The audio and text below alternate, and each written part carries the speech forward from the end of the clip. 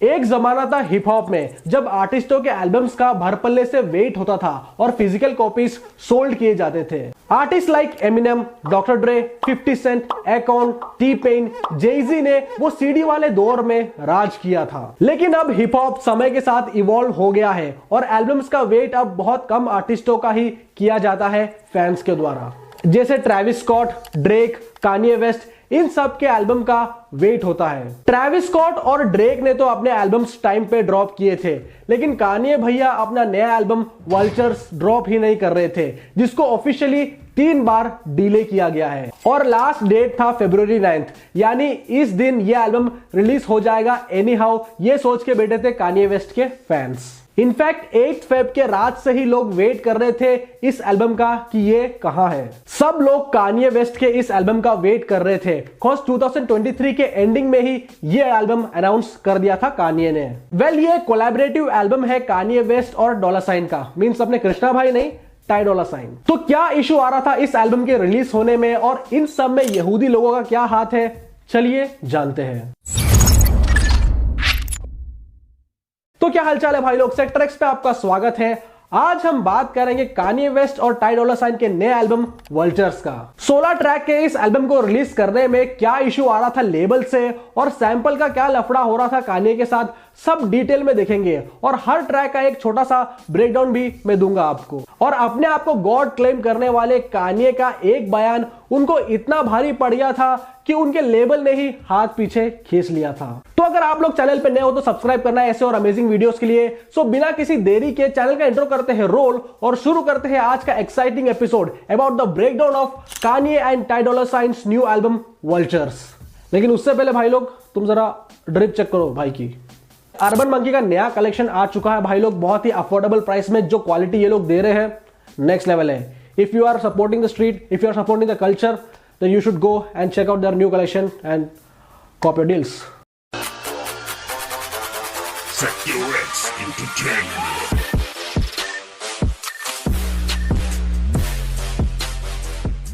9 फरवरी ऐसी एक डेट थी जहां पे सब लोग वेट कर रहे थे कि कान्ये का नया एल्बम ड्रॉप होगा, जिसका ऑलरेडी रिलीज डेट 3 बार डिले हो गया था। एंड सबको लगा कि ये एल्बम रिलीज हो ही जाएगा, कॉज ऑलरेडी इसके 2 बार रिलीज डेट आगे पुश हो गए हैं और 9 तारीख को ये एल्बम रिलीज ही नहीं हुआ। एंड इसके चलते सभी फैंस सैड थे, इनफैक्ट ये कह सकते हैं कि डिसअपॉइंटेड थे। कॉज ज्यादातर लोग इंक्लूडिंग मी 8 तारीख के रात 12 बजे से ही वेट कर रहे थे कि ये एल्बम कब ड्रॉप होगा।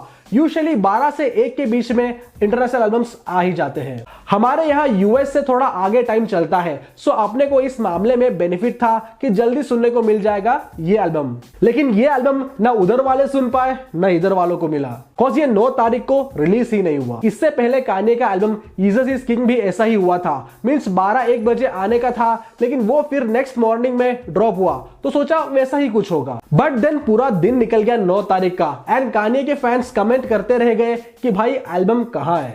और फाइनली कान्ये भैया ने 10 तारीख को ये एल्बम ड्रॉप कर दिया। ये एल्बम डिले होने की वजह से मेन 2 रीजन है जो मैं आगे आपको बताऊंगा। और वल्चर्स जो एल्बम है उसको पूरा लाइव स्ट्रीम किया गया था ऑडियंस के लिए कान्ये द्वारा यूनाइटेड सेंटर में, मींस एक लिसनिंग पार्टी थी और इस पार्टी में डेफिनेटली टाई डॉलर साइन भी थे उनके साथ में। मतलब एक एक्चुअल लिसनिंग पार्टी रखी गई थी जहां पे ऑडियंस आए थे और उनके सामने टाई डॉलर साइन और कान्ये वेस्ट ने ये पूरा एल्बम परफॉर्म करा था, मींस वल्चर्स। एंड ये भी एक ड्रामेटिक इवेंट था कान्ये वेस्ट के एल्बम डोंडा के लिसनिंग पार्टी जैसा ही। और जो फैंस स्टेडियम में नहीं जा पाए थे एज ऑडियंस, वो लोगों ने इसका वीडियो भी स्ट्रीम नहीं किया ऑनलाइन, ताकि वो इस एल्बम को जब ड्रॉप होगा तब अच्छे से सुन सके। कान्ये और टाई डॉलर साइन ने ये पूरा एल्बम परफॉर्म किया था उस लाइव इवेंट के दौरान, जिसमें वल्चर्स 2 और 3 के भी गाने इंक्लूड थे। और तो और इनका नेटवर्क इतना स्ट्रांग है कि एक भी गाना लीक नहीं हुआ। अगर कोई लीक करके डालेगा भी तो तुरंत के तुरंत वो टेक डाउन हो जाएगा इंटरनेट से, मींस इतनी खतरनाक साइबर सिक्योरिटी है कान्ये की। मतलब यूएस का सिस्टम थोड़ा अलग है, अपने यूजुअली वैसे गाने वगैरह लीक हो जाते हैं, बहुत देखा ही होगा आपने। और जब ये एल्बम ड्रॉप नहीं हो रहा था तो एक तरफ लोगों का ये कहना था कि कान्ये एक परफेक्शनिस्ट है, इस वजह से ही टाइम लग रहा है। मतलब जब तक उनको नहीं लगता कि ये फाइन साउंड कर रहा है तब तक वो रिलीज नहीं करते। एंड अभी भी कुछ चेंजेस करना बाकी है इस एल्बम में, ऐसा कहना था लोगों का।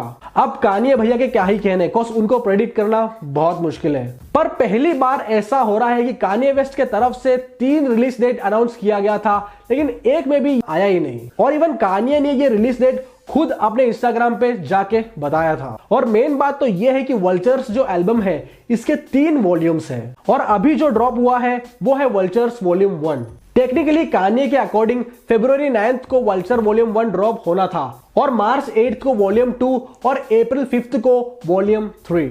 वैसे अगर हम सोर्सेस की माने तो वल्चर्स वॉल्यूम 1, 2 और 3 में कई सारे आर्टिस्ट फीचर्ड है। इवन स्वर्गीय निप्सी हसल का भी एक वर्स है इस एल्बम के एक गाने में। इस एल्बम में कान्ये वेस्ट के साडू भाई, ट्रेविस स्कॉट के साथ Lil Baby, Chris Brown, Playboi Carti, Quavo, Future, Lil Durk etcetera भी फीचरिंग में दिख जाएंगे आपको। मींस बहुत बड़े बड़े नाम हैं। इवन जेल में बंद यंग थग का भी एक गाना है इसके अंदर, मतलब इस वल्चर सीरीज में। 1 में तो नहीं है बट 2 या 3 में डेफिनेटली आएगा। वो गाने का नाम है रिवर्स। यंग थग से याद आया कि आपको यंग थग के केस का एक लेटेस्ट अपडेट वीडियो चाहिए तो कमेंट करके जरूर बताना। और आप जानना चाहते हो कि थग के साथ क्या हुआ था तो उस पर भी हमने एक ऑलरेडी वीडियो बनाया है, डिस्क्रिप्शन में डाल दूंगा, आप लोग जाके चेक कर सकते हो। वल्चर्स एल्बम की ट्रैक लिस्ट ऑफिशियली 8 दिसंबर को शेयर कर दी गई थी, जिसमें हमें 16 गाने देखने को मिले थे, मतलब वॉल्यूम 1 में। और रिलीज डेट के एक दिन पहले यानी फरवरी 8 को कान्ये के ऑफिशियल यूट्यूब चैनल से वल्चर्स गाना ड्रॉप होता है, जो टाइटल ट्रैक है इस एल्बम का। उसके पीछे भी एक कहानी है। इनफैक्ट क्रिएटिविटी देखो आप यहां कान्ये की। वल्चर्स जो गाना है उसके 3 वर्जन्स हैं, जिसमें 2 गानों में ये $, बम्प जे और लिल डक है, और एक वर्जन में लिल डक नहीं है। मतलब कान्ये हमेशा ही कुछ अलग और एक्सपेरिमेंटल करते हैं अपने म्यूजिक के साथ, और वही यहां भी हुआ। अगर आप DHH में किसी आर्टिस्ट को ऐसा करते हुए देखे, यानी एक ही गाने के 3 वर्जन्स, तो समझ जाना कि कहां से ये इंस्पायर्ड है। और ऐसा नहीं है कि डिले होने की वजह से वल्चर्स एल्बम की हाइप डेड हुई है, कॉज जब से कान्ये ने इसको लाइव परफॉर्म किया है तब से मार्केट में इसकी बहुत ज्यादा डिमांड थी। एंड प्रोडक्शन वाइज भी इसको एक मास्टरपीस कह सकते हैं, और एक नया साउंड लेके आए हैं कान्ये हमेशा की तरह। जैसे 2022 में डोंडा 2 में कान्ये ने ये प्रूव कर दिया था ऑलरेडी। इस एल्बम में आपको 2 करेंसी सिंबल्स येन और $, का सिंबल देखने को मिलेगा आर्टिस्ट क्रेडिट में। मींस कान्ये को ये कहते हैं और येन करेंसी के सिंबल से उन्होंने ये लिया है, और $, के तो नाम में ही $, है। और $, से बार बार मेरे माइंड में कृष्णा ही आ रहे हैं, I don't know why. But what if अगर $, की जगह कृष्णा होते एक्चुअली में कान्ये के साथ इस एल्बम में, it would have been interesting. पर DHH में अगर कोई कान्ये के टच में आया है तो वो है करण औजला, और ये लोग एक पार्टी में मिले थे दुबई में, और इसका वीडियो भी काफी सर्कुलेट हो रहा था सोशल मीडिया पे। ड्रेक और सिद्धू उस्ताद का कोलैब हमें अनफॉर्चुनेटली देखने को नहीं मिला। इनफैक्ट अगर उस्ताद जिंदा होते तो मेरे ख्याल से इस साल के एंड तक हमें ये कोलैब देखने को मिल ही जाता। होप कान्ये वेस्ट और करण औजला का एक कोलैब आ ही जाए। It will be more like a miracle only, cause Kanye को ट्रैक डाउन करना बहुत मुश्किल है। पर इस साइड भी औजला है, ये भी कोई कम पिक्चर थोड़ी है। ढली जो शाम फिर यादों न तेरी है, मुझे झंझोड़ा तेरा इनाम। वल्चर सॉन्ग का जो कवर आर्ट है वो एक famous German painter Caspar David Friedrich के 1835 के पेंटिंग से इंस्पायर्ड है, और इस फाइनल कवर आर्ट को $, ने अपने इंस्टाग्राम पे शेयर किया था। पर जैसा मैंने बताया था इसके पीछे भी एक गिमिक है कान्ये का, और जो मैं अब बताने जा रहा हूं शायद ही इतने डिटेल में कोई ब्रेकडाउन करेगा। ये जो पेंटर है कैस्पर डेविड फ्रेडरिच, ये एक्चुअली हिटलर के फेवरेट पेंटर थे। अब हिटलर के नंबर 1 दुश्मन कौन है हम सबको पता है, जूइश लोग। और अभी करंटली कान्ये का पंगा किससे चल रहा है, जूइश लोगों से। यानी हिटलर का रेफरेंस है इस कवर आर्ट में। बोले तो कान्ये वेस्ट और हिटलर दोनों को ही जूइश लोग पसंद नहीं है। अब ये जूइश यानी यहूदी लोग और कान्ये के बीच का लफड़ा क्या है उस पे हम एक पूरा अलग वीडियो बना देंगे अगर आप बोलो तो। सो ये था भाई लोग वल्चर सॉन्ग के कवर आर्ट का सीन, और कान्ये ने बहुत सारे शॉट्स दिए हैं सही में जूविश लोगों को वल्चर सीरीज में, और इसका एग्जांपल हम वल्चर्स वॉल्यूम 1 में ही देख सकते हैं। ये एल्बम क्यों डिले हुआ जूविश लोगों की वजह से, और एक और रीजन क्या था इस पे भी हम डिस्कस करेंगे, लेकिन पहले चलते हैं ट्रैक ब्रेकडाउन की ओर। लायक हूँ बेबी नाइट नहीं, रेपर हुसन की मैं गायक नहीं, नफरत भी करना मैं चाहता नहीं तुझसे, तू इस सजा की भी लायक नहीं। So honestly guys, vultures album से कान्ये वेस्ट के जो कोर फैंस हैं उनके अलावा बाकियों को इतनी कोई खास एक्सपेक्टेशंस नहीं थी। कॉस डोंडा के जो ट्रैक्स थे और बाकी अभी जो आए हैं कान्ये के फीचर्स किसी के साथ भी, उन सब में वो वाइब क्रिएट नहीं हो पा रही थी, मतलब जो ओल्ड कान्ये थे। बट वल्चर्स में कान्ये ने टोपियां उड़वा दी सबकी और बहुत ही हिलेरियस है कान्ये इस पूरे एल्बम में। हर ट्रैक इस एल्बम के आपको हिट नहीं करेंगे, बट जो भी हिट करेंगे वो एवरग्रीन कान्ये सॉन्ग के लिस्ट में जाएगा आपके for sure. It's like Kanye और टाई डॉलर साइन ने काफी फन किया है इस एल्बम में। यही अगर हम पीछे मुड़ के देखें तो डोंडा और जीसस इज किंग वगैरह में कान्ये बहुत सीरियस साउंड कर रहे थे, एंड इस एल्बम में हम देख सकते हैं वो पुराने वाले कान्ये, मींस किम कार्दाशियन के आने के पहले वाला जो कान्ये था वो। सो इस ट्रैक लिस्ट में पहला ट्रैक है स्टार्स, जिसको प्रोड्यूस किया है FZN और कान्ये ने। ये एक छोटा सा इंट्रो सॉर्ट ऑफ ट्रैक है एल्बम का, और मैं जल्दी जल्दी कवर करता हूं ताकि आप लोग भी बोर ना हो जाओ और मेन ट्रैक्स में आपको बता सकूं जो मस्ट लिसन है इस एल्बम में। स्टार्स गाने में टाई डॉलर साइन और कान्ये ने अपने लाइफ एंड सक्सेस के बारे में बताया है। ऐसे स्टार्टर इसको आप सुन सकते हो एल्बम के। देन सेकेंड ट्रैक है की टू माई लाइफ। इसमें फीचर्ड है टाई डॉलर साइन और कान्ये के साथ इंडिया लव, और ये एक ओकेश सॉन्ग है, पर आप लोग भी एक बार सुन लेना भाई लोग, कॉस ये जो पसंद नापसंद है वो अपने ऊपर डिपेंड करता है। पिछले ट्रेविस स्कॉट के एल्बम रिव्यू में मुझे उनका गाना फीन बहुत ओके लगा था रिव्यू के टाइम, लेकिन आगे जाके उस गाने ने पूरी दुनिया हिला दी। देन थर्ड ट्रैक है पेड। ये एक क्लब बैंगर है for sure and must listen है। बोले तो सिंपल सा ट्रैक है जहां पे कान्ये और टाई डॉलर साइन फन कर रहे हैं, means at the same time इसका प्रोडक्शन काफी इंटेंस है और बहुत एडिक्टिव सॉन्ग है ये as of now on this album. इस एल्बम को अपन मोर ऑफ ए प्लेलिस्ट जैसे ही देख सकते हैं rather than a certain mood off an album, और आई थिंक कान्ये और टाई डॉलर साइन ने ये पर्पसली ही किया है। मतलब जो ट्रेडिशनल एल्बम स्टाइल रहता है कि एक ही मूड पे स्टिक होता है बेसिकली, वैसा नहीं है वल्चर्स वॉल्यूम 1 पूरा ही एल्बम। मतलब कोई गाना यहाँ है, कोई यहाँ है, कोई यहाँ है, कोई यहाँ है, डिफरेंट लेवल में। वेल फोर्थ नंबर पे ट्रैक है टॉकिंग, जो कि एक सिंगल की तरह रिलीज हुआ था, जिसमें कान्ये की बेटी नॉर्थ वेस्ट का भी एक क्यूट सा वर्स है, एंड टाई डॉलर साइन ने भी काफी पर्सनल वर्स स्पीट किया है इसमें उनके फैमिली और उनकी बेटी के बारे में। कुछ भी बोलो, पूरे एल्बम का प्रोडक्शन नेक्स्ट लेवल है। लाइक ट्रेविस स्कॉट और कान्ये, ये दो ऐसे लोग हैं जिन पे लोग लिटरली अपना आंख बंद करके पैसा फेंक सकते हैं, कॉज लोगों को पता है जो चीज उन्हें मिलेगी बदले में वो वैल्यू फॉर मनी होगी श्योरली। लाइक इसका एग्जाम्पल मैं देता हूं नंबर 14 के सॉन्ग गुड डोंट डाई का। इसमें सैंपल यूज किया गया है सिलीन डियोन के सॉन्ग आई एम अलाइव का।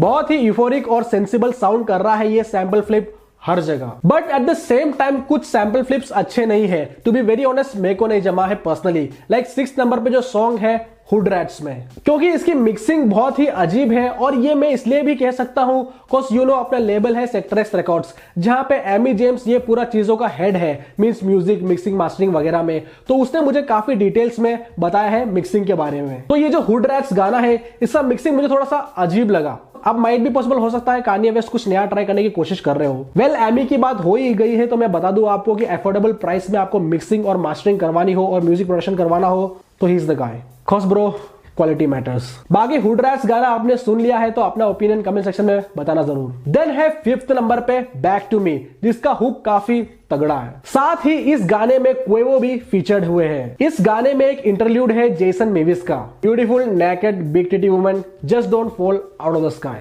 अरे कान्ये भैया क्या ही चीज यूज कर रहे हो यार, अनएक्सपेक्टेड। और ट्रैक लिस्टिंग पे 6th पे है हुड रैट्स, इसके बारे में ऑलरेडी मैं आपको बता चुका हूं।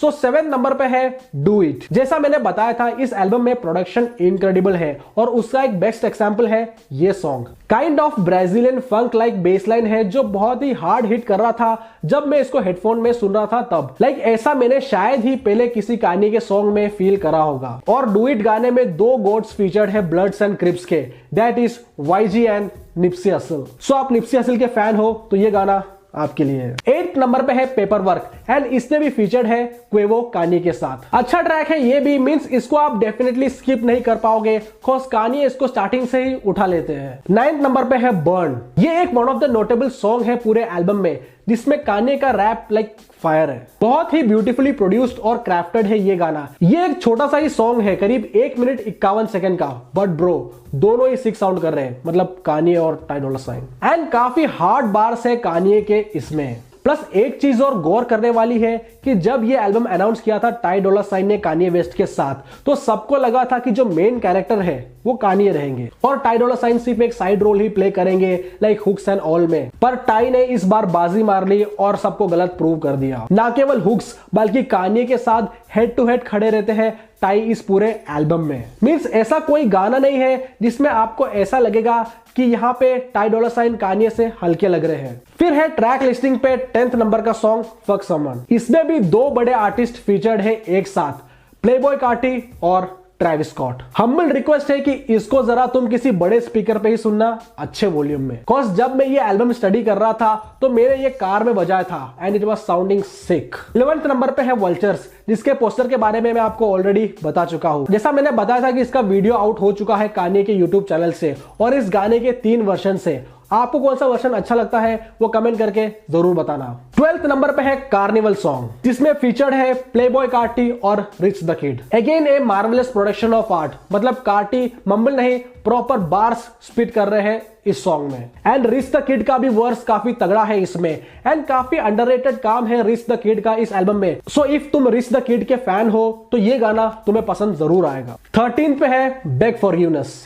इस सॉन्ग को लेके तुम बिल्कुल आर्ग्यू कर सकते हो कि कौन बेस्ट है कान्ये और टाई डोला साइन डुओ में। कॉज इसमें टाई डोला साइन ने जो परफॉर्म किया है वो एक अलग ही लेवल पे है एंड पता नहीं वो अपने वोकल को बीट्स के साथ इस तरह कैसे ब्लेंड कर लेते हैं। सो हियर द डिबेट गोस, कौन बेहतर है इस एल्बम में, कान्ये वेस्ट या टाई डोला साइन। 14th नंबर पे है गुड डोंट डाई, जिसके बारे में हमने ऑलरेडी बात कर ली है। 15th पे है problematic, another good song by the both Kanye and tie डोला साइन। मींस ये भी एक लिसनेबल सॉन्ग है। सॉन्ग की वाइब कैच करने में थोड़ा सा समय लगेगा फॉर श्योर। लास्ट टाइम ऐसा ही मैंने फिल्म के बारे में बोला था, पर आज वो एक ग्लोबल हिट है। सो इट टोटली डिपेंड्स, आप लोग भी एक बार जाके सुनना जरूर। और लास्ट एंड फाइनल ट्रैक है किंग। इस सॉन्ग के बारे में बताओ तो लेट्स वेट कि ये पूरा एल्बम कैसे प्रोग्रेस करता है आने वाले टाइम में साउंड वाइज।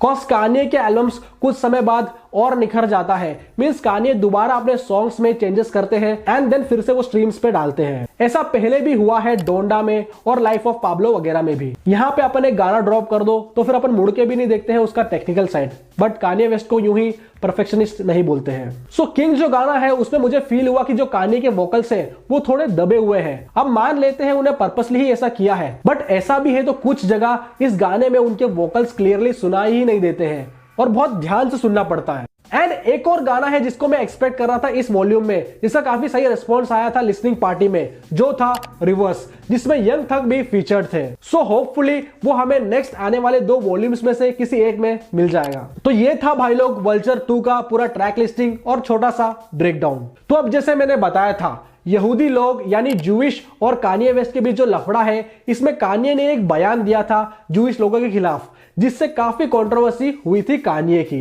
मीन सोचो एडिडास जैसी कंपनी ने टाई अप्स तोड़ दिए कान्ये के साथ और इवन किम कार्दाशियन ने भी कान्ये के अगेंस्ट ही बोला था कि ये कान्ये ने गलत बोला है करके। एंड इसी कंट्रोवर्सी के बीच कान्ये के लेबल डेफ जैम के parent company universal music group ने भी अपने हाथ पीछे खींच लिए। And even universal music group ने यह स्टेटमेंट दिया कि हम कान्ये के साथ और काम नहीं कर रहे हैं एज ऑफ नाउ। सोचो पूरी दुनिया खिलाफ है और ऊपर से लेबल ने भी ड्रॉप कर दिया। तो फिर इन चीजों की वजह से ही एल्बम के डेट्स को आगे पुश करना पड़ा था कान्ये को।